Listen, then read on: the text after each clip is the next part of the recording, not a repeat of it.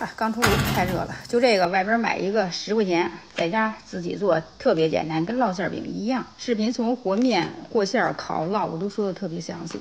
500克面，5克盐，5克糖，2克酵母，300克水。水我就用的常温水，和成一个光滑的面团，和成面絮状，加30克油，为了吃更酥。着急就像我这样的揉，不着急就是给它和成一粗糙的面团之后，醒10分钟再揉，那样揉会儿就光滑了。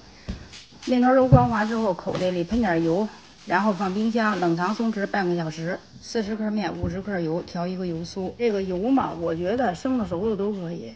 肉我用的牛肉，五香粉、盐、白糖、生抽、松前咸调味料。我做肉馅必放的白脂粉，去腥提鲜，做出来特别香。老抽、葱姜、豆豉，搅和匀了。泡好的梅干菜，给它多洗几遍。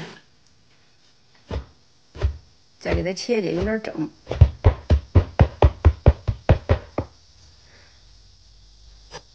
再来点香油，抓匀了就可以了。像这样就可以了。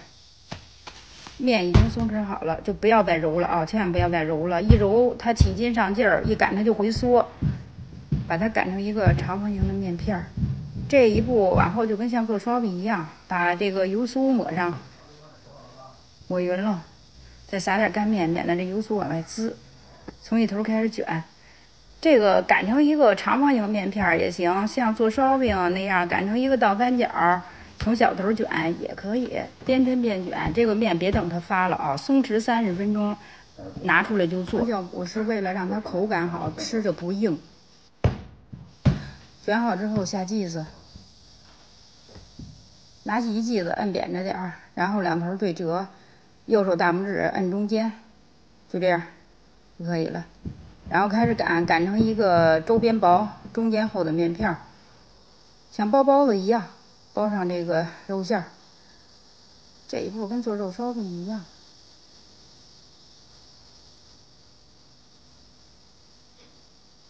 包好之后开始擀，擀面杖从中间上下都摁翻面擀，两面的它这个皮儿薄厚才一致。我这是当时不吃，给孩子做早餐的。擀好之后，一层饼，一层油纸。看这面柔韧性多好，这么薄它都不会破的。做好之后放密封袋里头，放冰箱冷冻。吃的时候随吃随烙，不用解冻，特别方便。我头几天不是做了吗？孩子说想吃干的，烤一下。我今天又是做的这个锅盔，烙2张看一下啊。